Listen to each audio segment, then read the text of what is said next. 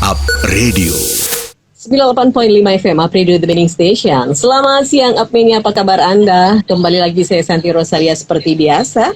Kita bersama-sama dalam Up Corner dan seperti yang sudah diinformasikan lewat sosial media Up Radio, kita ketemu di hari ini akan berbincang-bincang masih masalah kesehatan. Yang kita tahu memang sampai detik ini juga angka COVID-19 di Indonesia masih terus meningkat, khususnya di Jawa Tengah dan juga Semarang. Nah, untuk itu dibutuhkan kesadaran bersama dari masing-masing pribadi.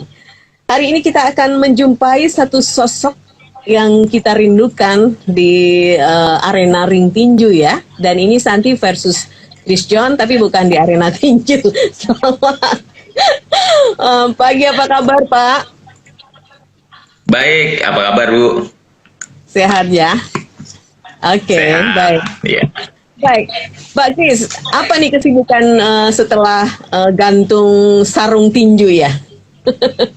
Ya, jadi setelah di tahun 2013 akhir saya selesai menjadi seorang atlet tinju, saya pensiun, sempat berapa lama vakum ya, mungkin menikmati masa-masa pensiun sebentar, ya kan? Yeah. Tetapi setelah itu saya berpikir saya tetap harus bisa melakukan sesuatu yang berguna bagi sesama, khususnya bagi teman-teman petinju saya gitu kan. Terus akhirnya saya memutuskan untuk bisa mencoba untuk menjadi seorang promotor tinju. Ya, promotor tinju yang mengadakan event-event pertandingan tinju gitu ya. Makanya saya juga sudah membuat event di 2 televisi sebelumnya. Kita kerjasama dengan televisi di Kompas TV dulu ya, Indonesia Boxing Championship, dan di Metro TV terakhir Boxing Championship. Iya.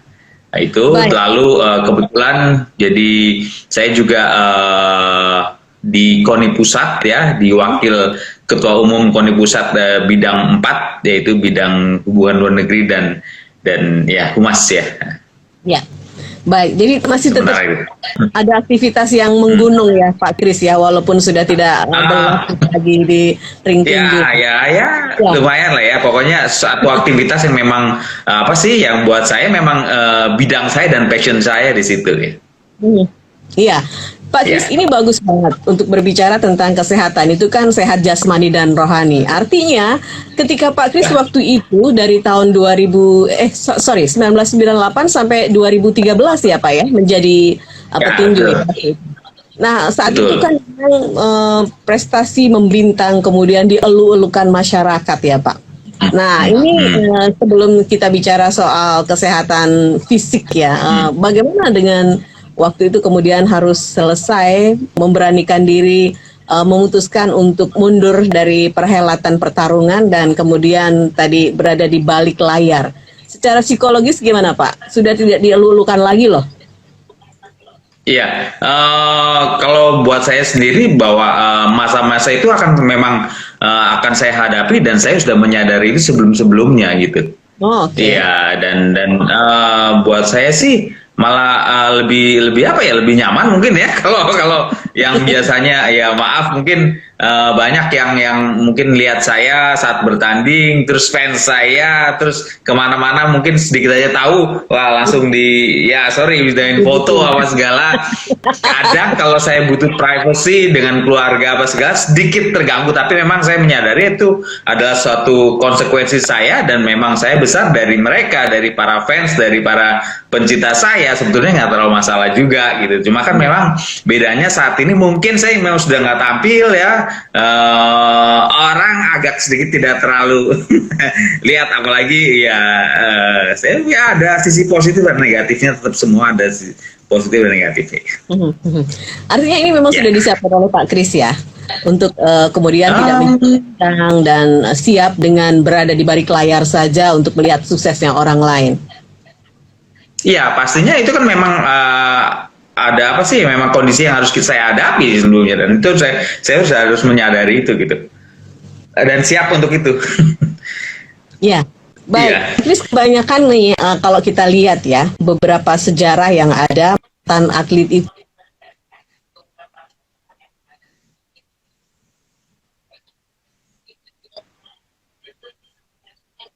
juga kurang begitu beruntung. Kalau Pak Kris Siapa? sebagai Sorry, tadi putus. ya maaf, ini kan kalau kita lihat ya di beberapa atlet mantan atlet di Indonesia itu ketika sudah memasuki usia senja dan sudah tidak berbintang lagi karirnya, maka kehidupannya juga meredup Pak Kris.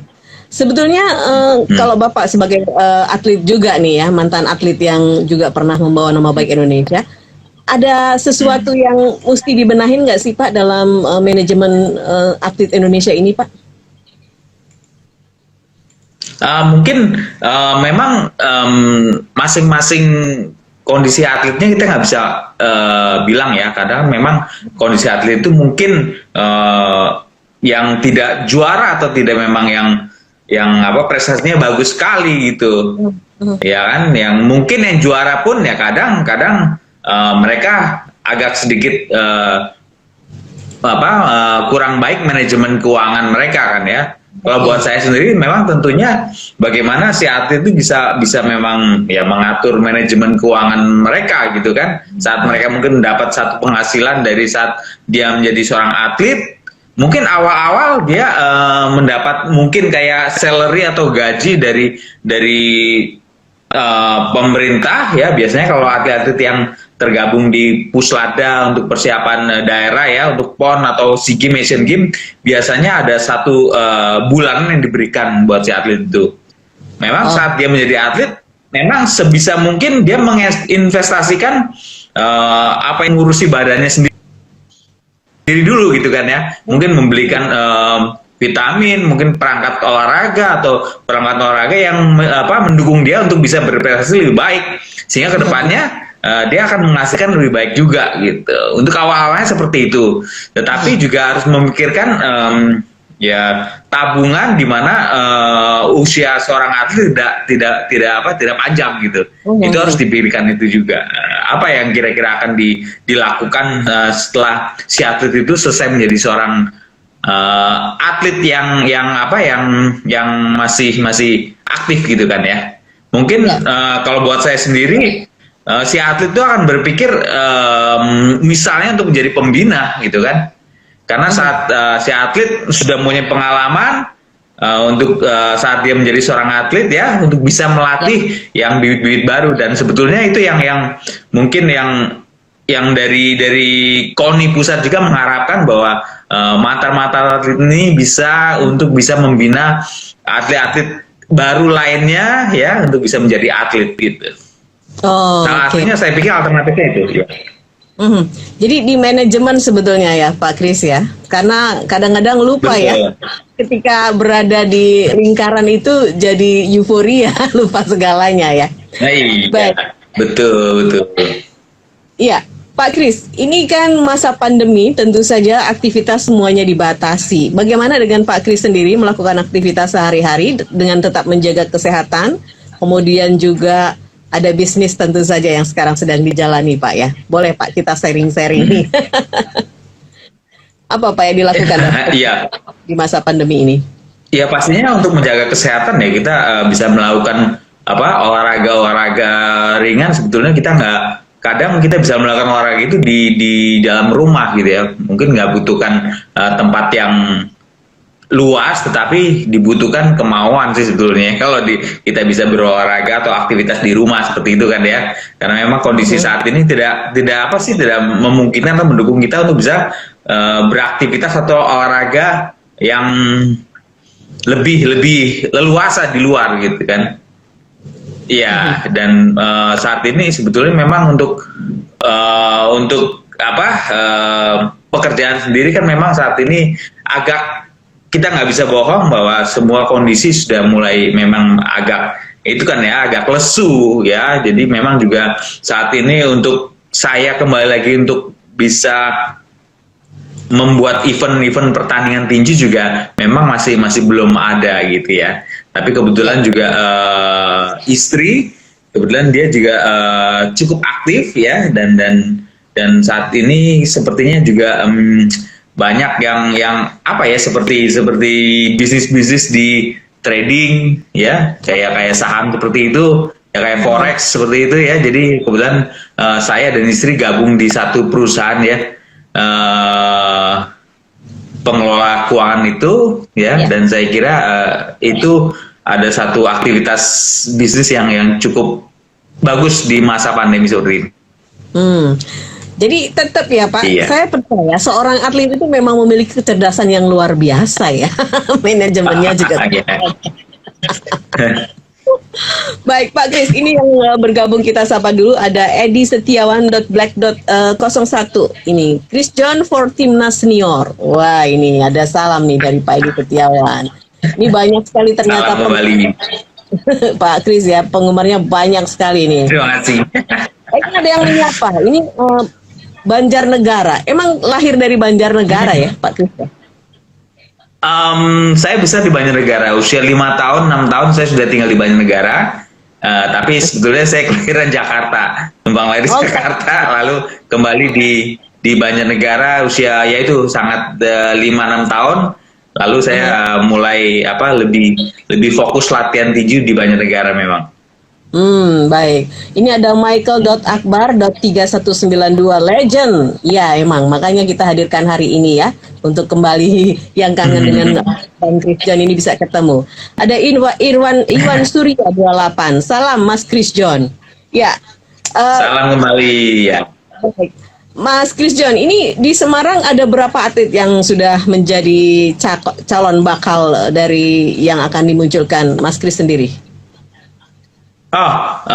Sebetulnya kalau saya membuat event pertandingan itu saya lebih memang ke menyeluruh ya, nggak cuma hanya di Semarang aja, tapi di semua daerah yang memang punya petinju-petinju profesional khususnya yang memang sudah siap untuk ditandingkan. Tetapi yang saya tahu dari Semarang sendiri sebetulnya kurang ada atlet-atletnya yang bagus-bagus di profesionalnya. Mungkin saya sadari ini bahwa memang saat ini selain memang sasana tinju profesional di Semarang sudah jarang sekali, yang paling utama adalah event-event pertandingan yang memang sudah hampir tidak ada gitu. Apalagi kena pandemi ini gitu. Waduh, lebih pusing lagi ya. Betul. Oke, baik. Ini ada Benny Panzer. Salam Bang Chris John dari Benny Panzer Solo. Wah.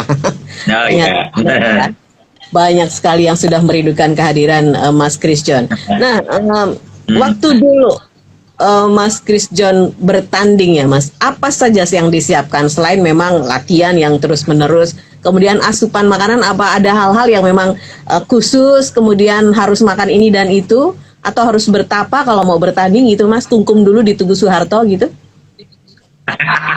Gitu ya, masuk angin malah Bu. Ya pasti memang biasanya persiapan lebih fokus sih saya sekitar 2 bulan. Lalu biasanya udah memang di camp terus ya. Dulu kan saya camp di Australia, di Perth ya, di Harris Gym. Ya udah selama 2,5 bulan, 2 bulan saya udah tinggal di sana di mes gitu. Jadi ya di sana ya tinggal makan, latihan ya di dekat situ. Iya, dan pastinya memang untuk gizi dan untuk diet saya kira sangat ketat sekali saat persiapan di waktu 2 bulan, 2,5 bulan itu gitu. Karena saat itu juga selain saya harus berlatih keras, saya juga harus diet, menurunkan atau menjaga berat badan saya di berat badan ideal untuk bertanding saat itu. Iya, menurut saya sih pasti ya memang asupan gizi pasti sangat diperhatikan ya, khususnya bagaimana kita konsumsi untuk karbohidrat dan konsumsi protein yang pas untuk kondisi atlet gitu, untuk kondisi saya saat itu ya. Iya, jadi memang harus punya komitmen yang kuat ya Mas Chris ya untuk bisa menjadi seorang bintang itu. Nah, sebenarnya apakah itu menjadi salah satu cita-cita Mas Chris John dulu waktu kecil? Atau siapa yang menjadi idola Mas terjun ke situ? Sebetulnya dari awal, dari kecil, dari usia 5 tahun saya sudah diarahkan oleh ayah. Ya, ayah saya seorang petinju, mantan petinju yang 1 bulan lalu baru almarhum ya.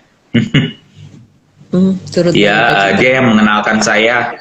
Ya, terima kasih. Yang mengenalkan saya di olahraga tinju ini. Ya, dia arahkan ya pokoknya dia apa sih ya, dalam tanda kutip memaksa saya untuk berlatih tinju. Dari saya waktu itu. Ya di usia 5-6 tahun itu. Iya. Di situ ya lama-lama akhirnya ya saya yang awalnya mungkin karena terpaksa aja, akhirnya ya akhirnya juga mulai menyenangi olahraga tinju itu. Sampai akhirnya di usia 15 tahun saya bertanding dan saya menyadari bahwa olahraga tinju adalah hidup saya itu, dan saya akan lebih berusaha untuk mencintai pekerjaan saya sebagai seorang atlet tinju.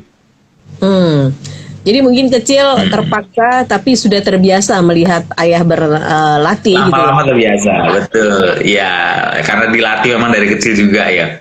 Oke. Sekeluarga hanya Mas Kris yang diarahkan oleh Papa waktu itu? Saya ada adik laki, Andrian John. Ya, dia juga sempat jadi petinju, sempat juara nasional aja karena dia ada cedera bahu kanan waktu itu. Ya, lalu saya yang lanjut terus. Ya. Baik, ini ada Febrina Konstantia, Chris the Dragon John. Wow, ini ya. Semua ini penggemarnya Mas Chris John sudah muncul.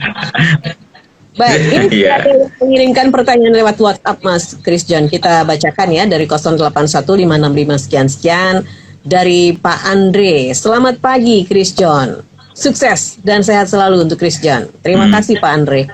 Nah, pertanyaan Pak Andre adalah, dan sehat selalu. Gimana? Bagaimana Mas Chris John untuk bisa mengkader seseorang sukses seperti apa yang diharapkan, dan bagaimana proses perjalanan Mas Chris John sukses itu? Boleh kasih tips-tipsnya gitu, Pak Andre? Saya sedang mengkader anak saya, katanya. Oh, Pak Andre, oke, silakan. Iya. Ya bagus sekali buat Pak Andre bahwa dia sudah mulai mengarahkan anaknya untuk mengkader menjadi seorang atlet kan ya. Memang menurut saya saat kita mengarahkan anak-anak kita untuk menjadi seorang atlet, memang di usia yang sangat dini sekali itu akan lebih baik. Seperti saya usia 5 tahun saya sudah mulai berlatih tinju gitu. Pastinya orang tua yang akan bisa lebih mengarahkan si anak itu dulu, ya kan? Dan sebisa mungkin si anak bisa diarahkan ke tempat memang ke pelatihan dengan pelatih yang cukup mumpuni juga gitu.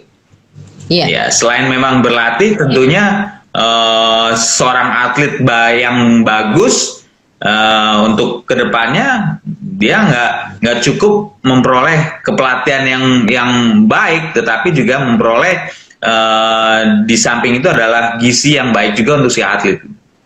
Oke. Jadi harus seimbang antara latihan bagus, pelatih bagus, tempat latihan bagus, dan konsumsi gizi yang bagus pula untuk si atlet ya. Jadi support sistemnya banyak banget ya, Mas Chris John ya.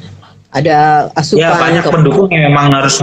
Iya betul, yang untuk si atletnya untuk maju gitu. Kalau cuma latihan yang bagus tanpa disupport gizi atau asupan protein yang bagus, juga si atletnya akan kurang bisa maksimal gitu. Benar. Begitu juga kebalikannya, ya kan? Gizi bagus, asupan protein bagus, tapi di sistem di tempat latihannya kurang bagus juga ya agak kurang juga. Tapi ya salut buat Pak siapa tadi? Andre.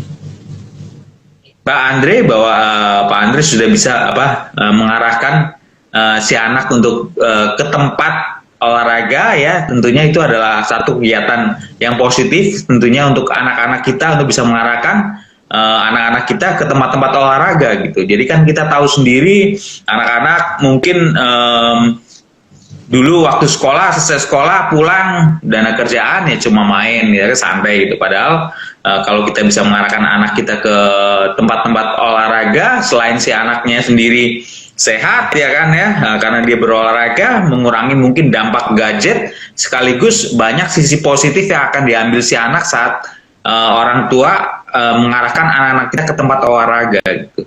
Banyak sekali sisi positif, selain menginginkan anaknya menjadi juara, tetapi di luar itu banyak sisi positif yang bisa diambil si anak. Iya. Dan ini support dari keluarga sangat penting banget ya, Mas Chris John ya. Sangat penting sekali, betul. Bisa memberi bimbingan, terima kasih Pak Andre, dan ini ada Yusuf perhatian, memberikan kebutuhan apa yang dibutuhkan si anak gitu.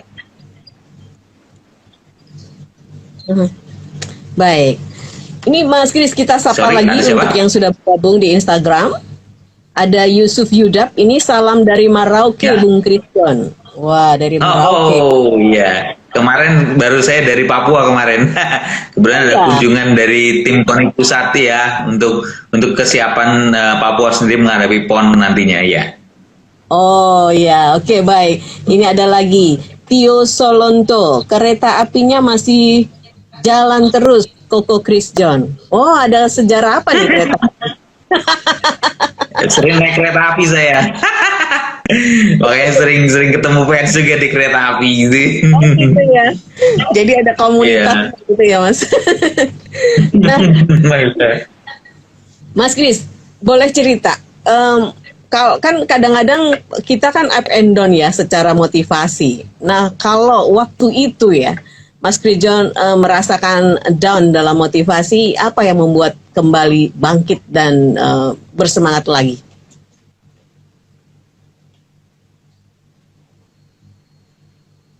Iya, sepertinya masih ada sedikit gangguan di teknis. Kita ulangi lagi. Mas Kris John masih bareng saya? Dengar. Sejenak, makanya saya nggak dengar apa yang gimana. Kadang-kadang kita secara semangat itu up and down ya, Mas Kris John ya. Nah, waktu itu kalau Mas Kris dalam keadaan down, apa yang membuat lebih kembali bersemangat dan tidak meneruskan rasa down-nya itu, Mas? Ya mungkin mungkin down, rasa bosan itu wajar dimiliki setiap orang ya. Tapi saya kira ya kembali lagi fokus pada tujuan. Oke. Fokus pada tujuan, apa tujuan kita, tapi memang akhirnya kita bisa jadi mengatasi mungkin rasa jenuh, rasa bosan, mungkin rasa agak kurang semangat ya untuk bisa kembali ke aktivitas kita sebelumnya. Saya kira ada satu masukan, mungkin kita sementara mungkin jauh dari aktivitas yang kita geluti dulu ya kan, mungkin seperti sekedar pokoknya menjauhkan aktivitas kita, santai, relax, yaitu sampai benar-benar kita bisa refresh. Itu saya pikir ya bagaimana kita bisa menyiasati lah ya, untuk bisa kita nantinya kembali lagi ke aktivitas kita yang memang harus kita jalani gitu kan ya, supaya kita kembali lagi dengan fresh gitu kan, dengan lebih semangat lagi. Jadi tetap ya ada masa-masa itu ya, Mas Kris John ya, harus menepi dulu. Pasti itu manusiawi, betul. Makanya kalau saya habis tanding saya ada waktu beberapa lama, ya udah saya santai-santai liburan jauh dari aktivitas saya ya kan. Setelah kembali lagi ya udah fresh lagi, ya.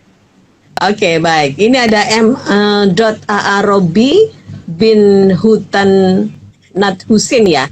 Kok Kris, kasih motivasi dong buat saya, anak muda yang ingin menjadi juara tinju dunia. Wah, ini bagus ya.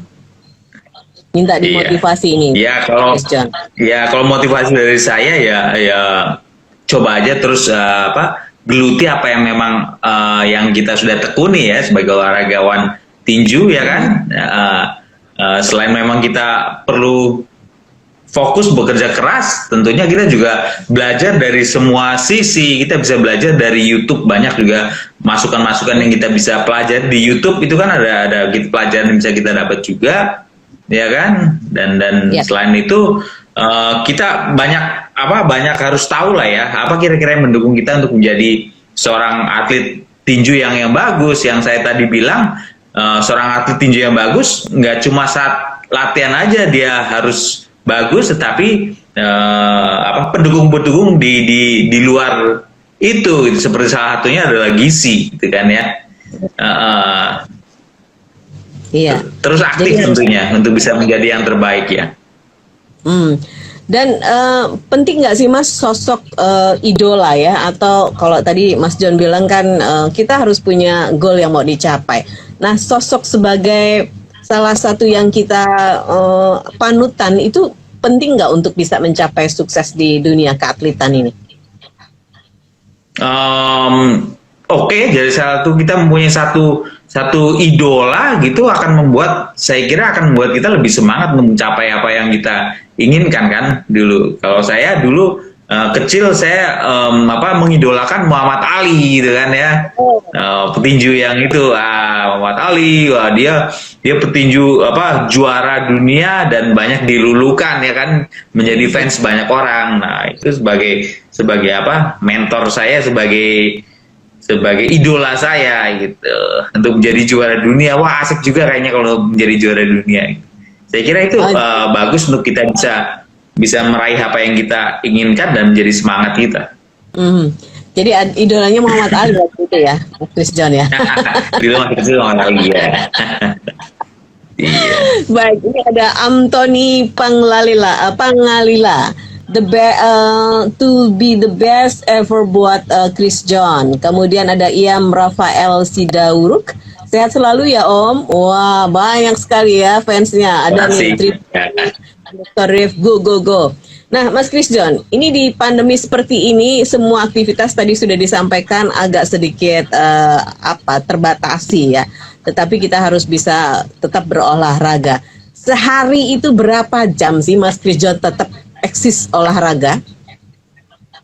Oh, maksudnya saat saya sudah pensiun ini ya, atau saat saya masih jadi atlet? Saat pensiun ini. Oh, saat pensiun sih memang saya lebih nggak terlalu yang target ya.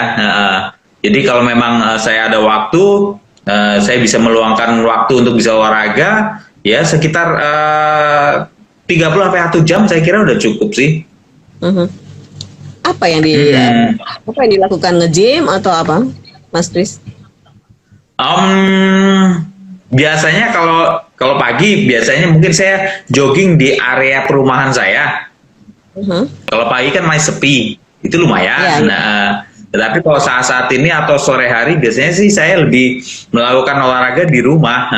Di rumah kebetulan ada sedikit tempat, saya ada sepeda statis, itu oke juga, atau skipping, atau gerakan-gerakan senam yang kita bisa lakukan di rumah juga bisa kita lakukan di rumah untuk olahraga gitu. Seperti banyak cara-cara olahraga yang kita bisa lakukan di rumah tanpa menggunakan alat-alat gitu, seperti body weight, seperti push up, sit up, plank ya kan ya. Mungkin kalau bisa chin up, angkat badan, itu sebenarnya udah cukup sekali. Atau mungkin ada teman-teman yang suka skipping, itu juga bagus untuk kita bisa lakukan di dalam rumah tanpa membutuhkan ruangan yang luas kan. Betul. Tapi kita bisa tetap aktif dan tetap sehat kita melakukan olahraga di rumah gitu. Jadi ini memang secara perform ini sudah beda ya. Dulu kan langsing ya, sekarang sudah agak berbobot itu ternyata. Langsung. Adanya itu ya Mas Chris ya. Nah, ini keluarga ada nggak yang sama akan dikader oleh Mas Chris John untuk menjadi atlet nasional, putri-putrinya? Ya, jadi kebetulan saya punya 2 putri ya, Maria Luna Feriza sama Maria Rosa Kristiani. Jadi mereka berdua kita arahkan menjadi seorang atlet, tapi bukan tinju, tapi atlet wushu. Seperti mamanya, seperti istri saya ya. Ya, mereka saat ini sedang fokus berlatih di Surabaya. Oke. Itu umur berapa? Umur 16 tahun yang besar, yang kecil umur 13 tahun. Semuanya di wushu? Betul. Karena cewek-cewek, saya suruh tinju nggak mau. Kayak Putri Muhammad Ali tuh ya, nggak mau ya? Iya, nggak mau. Mau ikut wushu aja. Iya. Ada Sadila Was, bagaimana perjalanan Om Chris bisa latihan di sasana profesional sampai Australia? Wah, ini pengen tahu perjalanan ini dari Chris John waktu itu. Silakan. Perjalanan sih panjang tentunya ya. Awalnya kan memang saya di Banjarnegara melalui tinju amatir dulu, lalu akhirnya dilihat oleh pelatih sasana di Semarang, almarhum Sultan Rambing. Saya gabung di sasana di Semarang itu. ya sempat berapa lama sampai 2005 akhirnya saya bergabung di Sasana di Harris Team di Perth sampai 2013 akhir ya. Iya, jadi ini perjalanannya kira-kira perjalanan singkatnya sih seperti itu, betul. tapi jangan dilihat proses cepatnya ya, bagaimana proses panjangnya ini penuh perjuangan ya Mas Kris ya. Iya, betul, bahwa apa?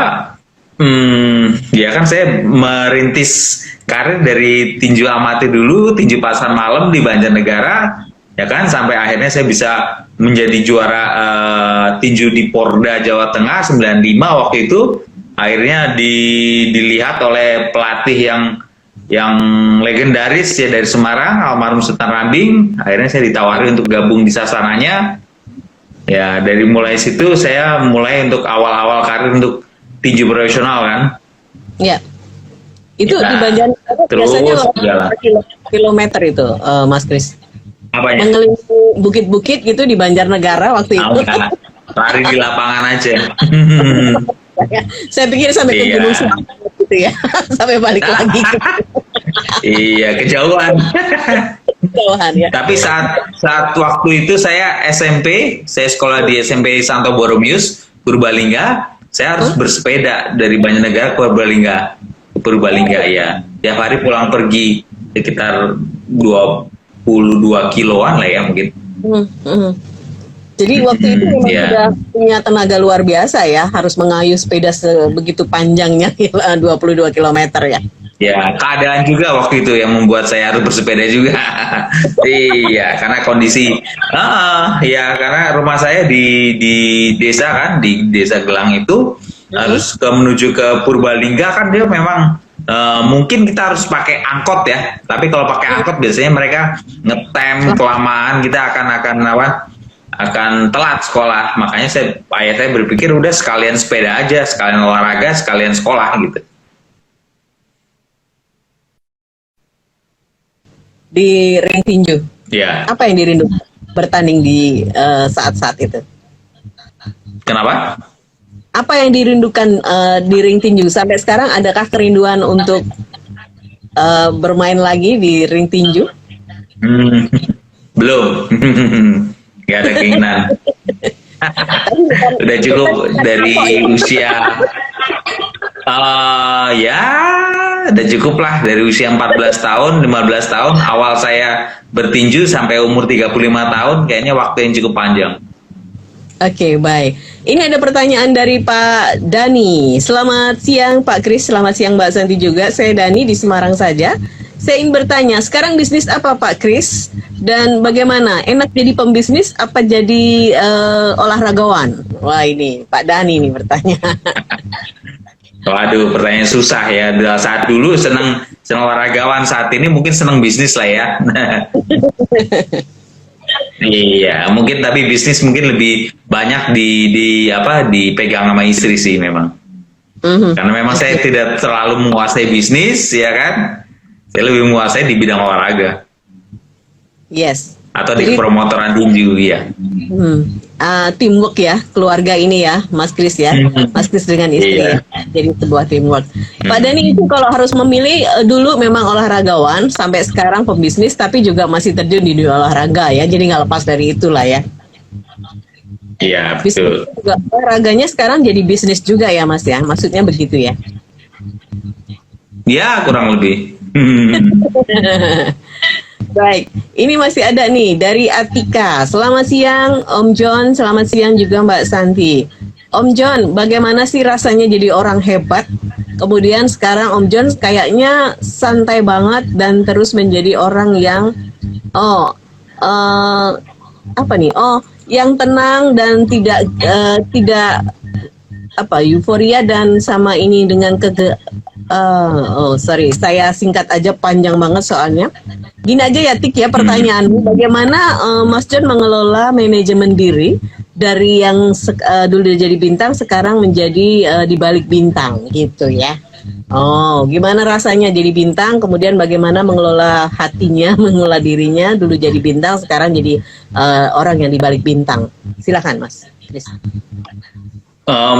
Ya saya buat saya sendiri sih memang sudah saya sadari dari awal bahwa mungkin saat saya menjadi seorang petinju, ya mungkin menjadi seorang bintang, tapi kan ada masa itu, dan masa itu akan selesai, akan berlalu, dan saya harus memang siap dan memikirkan saat selesai menjadi seorang atlet dan menjadi tanda kutip bintang itu kan. Iya.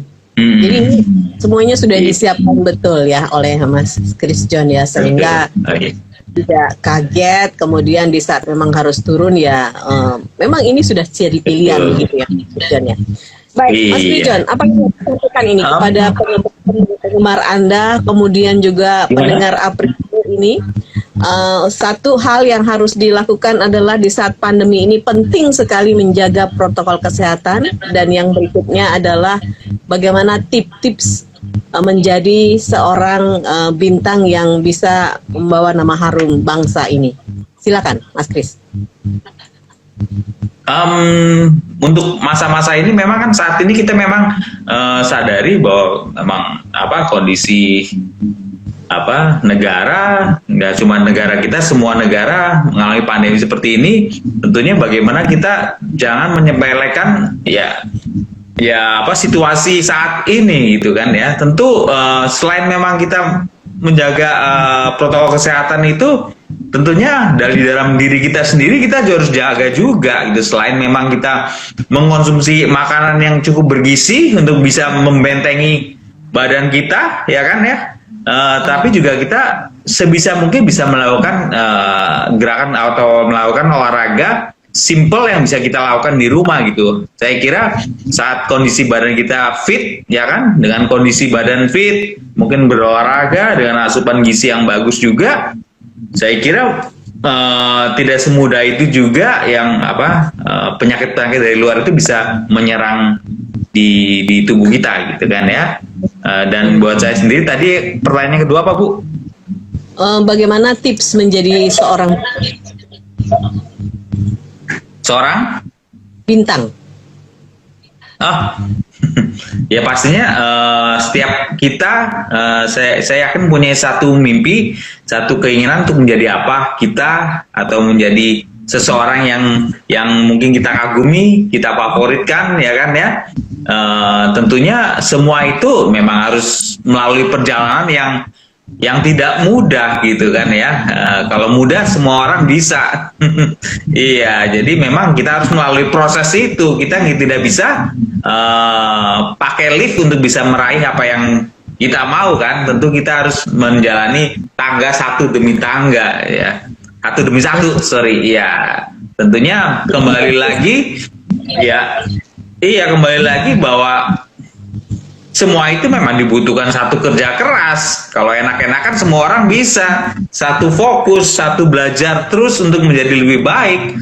Tapi kadang yang kita lupa bahwa semua itu juga saya kira akan lebih sempurna saat kita berdoa ya, untuk bisa apa yang kita mau juga. Bekerja dan doa, saya kira itu satu hal yang harus berdampingan.